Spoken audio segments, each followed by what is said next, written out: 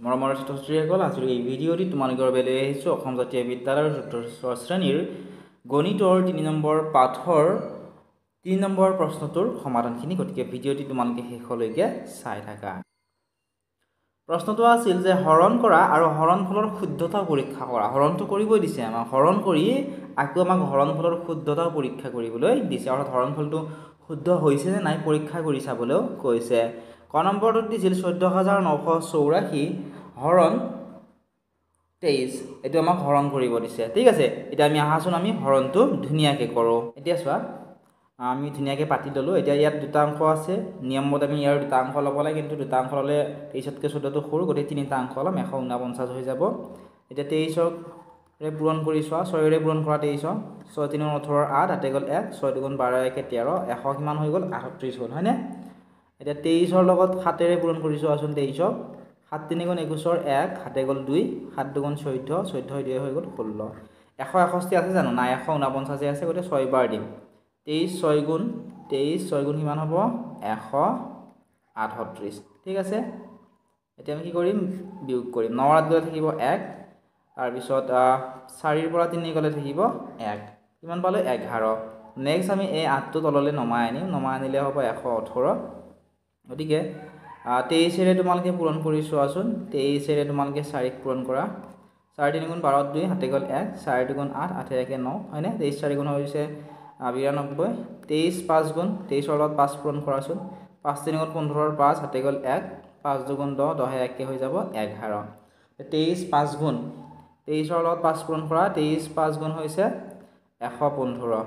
ঠিক আছে, ২৩ ৫ গুণ ১১৫, ৮ৰ ৫ গ'লে থাকিব ৩। নেক্সট চোৱা, ইয়াৰ পৰা নমাই আনা তোমালোকে, ৪টো নমাই আনা, ৩৬ হ'ল, হয়নে? ২৩ৰ লগত কিমান বাৰ যাব? ২৩ৰ লগত ১ বাৰ যাব, কাৰণ ২৩ দুগুণ কিমান হৈ যাব ৪৬ হ'ব। ৩৬হে আছে, গতিকে এবাৰ দিম। ২৩ 1 গুণ কিমান হৈ যাব ২৩। এতিয়া যদি আমি বিয়োগ কৰোঁ, ৪ ৩ গ'লে কিমান পাম? ৪ ৩ গ'লে ১, ৩ 2 গ'লে থাকিব কিমান ১। ঠিক আছে, গতিকে আমি ইয়াত ভাগফল কিমান পালোঁ ৬৫১ আৰু ভাগশেষ পালোঁ আমি ৪১। এতিয়া আমি শুদ্ধতা পৰীক্ষা কৰিব লাগিব। এতিয়া চোৱা, ইয়াৰে ভাজ্য কোনটো হয়, যিটোক আমি লিখিছোঁ ইয়াতে ১৪,৯৮৪, এইটো কি হয় ভাজ্য। ঠিক আছে, ১৪,৯৮৪টো ইয়াৰে ভাজ্য। ভাজক কোনটো? যিটোৰে আমি হৰণ কৰিছোঁ সেইটো ভাজক। ঠিক আছে, ভাগফল কোনটো? যিটো আমি ওপৰত হৰণ কৰি পালোঁ সেইটো ভাগফল। ৬৫১ হ'ব ইয়াৰে ভাগফল। ভাগশেষ কিমান পালোঁ ১১ পালোঁ, গতিকে ১১ আমি লিখিব লাগিলে ইয়াতে। ঠিক আছে, তোমালোকে এইখিনি ফাৰ্ষ্ট লিখি ল'বা, এইখিনি লিখাৰ পিছত তোমালোকে এইখিনি লিখিবা। এতিয়া আমি কি কৰিব লাগিব? শুদ্ধতা পৰীক্ষা কৰিব লাগিব। এতিয়া আহা আমি শুদ্ধতা পৰীক্ষা কৰোঁ।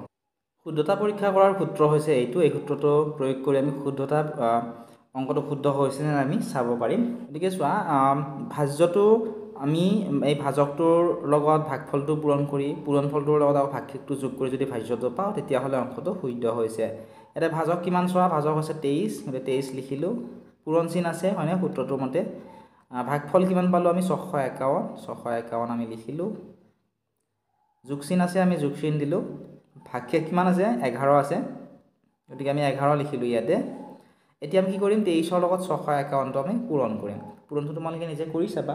ঠিক আছে, ২৩ৰ লগত যেতিয়া ৬৫১ পূৰণ কৰিবা, তেতিয়াহ'লে তোমালোকে পাবা ১৪,৯৭৩।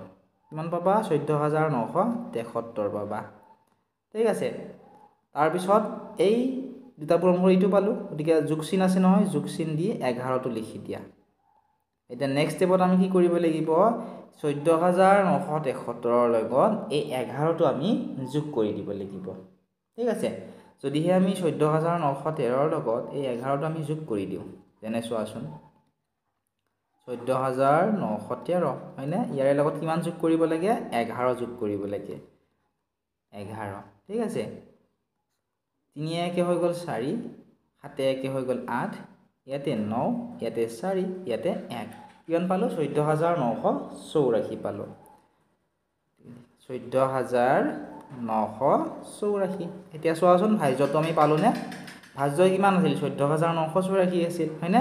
এতিয়া আমি শুদ্ধতা পৰীক্ষা কৰাৰ পিছত আমি ১৪,৯৮৪টো আমি পালোঁ, অৰ্থাৎ অংকটো কি হৈছে? শুদ্ধ হৈছে।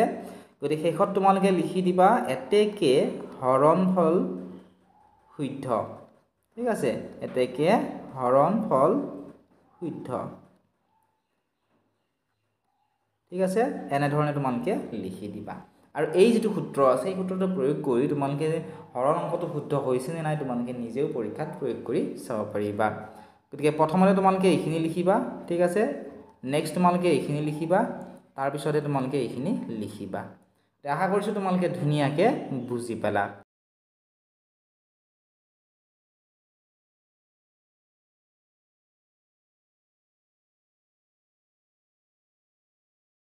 মৰমৰ ছাত্ৰ-ছাত্ৰীসকল এতিয়া তোমালোকে খ নম্বৰটো চোৱা খ নম্বৰত কি দিয়া আছে 8526ক 35 এৰে আমাক হৰণ কৰিব দিছে গতিকে আমি ধুনিয়াকে পাতি ললো 8526 হৰণ 35 ইয়াতে 35 লিখা ইয়াতে লিখা যেটো হৰণ কৰিবলৈ দিছিল 8526 ইয়াতে দুটা অংক আছে ইয়াৰ দুটা অংক লোৱা 35 1 গুণ 35 35 দুগুণ কিমান হ'ব 70 তোমালোকে সাইডত পূৰণ কৰি চাবা 35 2 গুণ 5 দুগুণ 10 শূন্য হাতে গল 1 3 দুগুণ 6 1 7 35 দুগুণ 70 35 লগত 3 পূৰণ কৰাচোন 5 3 গুণ 15 ৰ 5 হাতে গল 1 3 3 গুণ 9 9 1 10 হয়নে 105 হৈ যাব 105 টো নাই 85 হে আছে গতিকে দুবাৰ দিম 35 2 গুণ 35 দুগুণ কিমান হৈ যাব 70 ঠিক আছে এতিয়া আমি বিয়োগ কৰিম 5 ৰ পৰা 0 গলে থাকিব 5 8 ৰ 7 গলে থাকিব 1 এতিয়া এই দুইটো আমি নমাই আনিম 152 হৈ গল এতিয়া আমি 35 এৰে পূৰণ কৰি চাও 35 ৰ লগত তোমালোকে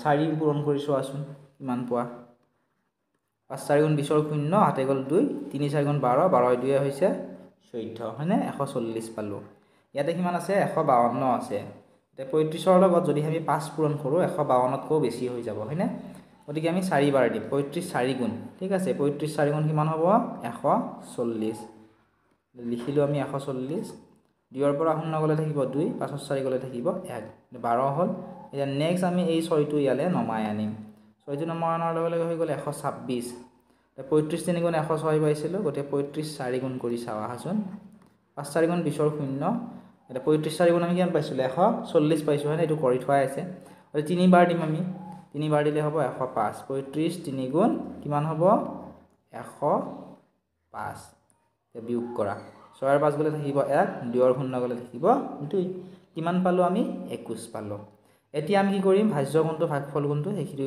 নিয়ম আমি ইউজ কৰি এই অংকটো কৰিম ঠিক আছে এতিয়া চোৱা এইটো সূত্ৰত আমি প্ৰয়োগ কৰিব লাগে হয়নে ভাজক কোণটো ইয়াৰে ভাজক হৈছে ইয়াৰে 35 ঠিক আছে 35 টো ভাজক এই সূত্ৰমতে আমি লিখি দিলো 35 লিখিলো ঠিক আছে 35 হৈছে ভাজক তোমালোকে তিনিটো হয়তো শূন্য বুলি ভাবিব পৰা মই আৰু এবাৰ লিখি দিছো 35 হৈছে ভাজক পূৰণ চিন আছে পূৰণ চিন দিয়া ভাগফল কিমান আছে ভাগফল ওপৰটো 243 লিখি দিয়া যোগ চিন আছে যোগ চিন দিয়া ভাগকে কিমান পাইছো আমি 21 পাইছো 21 লিখা এতিয়া আমি 35 ৰ লগত 243 আমি পূৰণ কৰিবলৈ লাগিব মই ওপৰত পূৰণটো তোমালোকক কৰি দেখাই দিছো ঠিক আছে চোৱা 243 পূৰণ 35 5 3 গুণ 15 ৰ 5 হাতে গল 1 5 4 20 20 1 21 ৰ 1 হাতে গল 2 5 2 গুণ 10 10 হে 2 হৈ গল 12 3 3 গুণ হৈ গৈছে 9 4 3 গুণ 12 2 হাতে গল 1 3 2 গুণ 6 1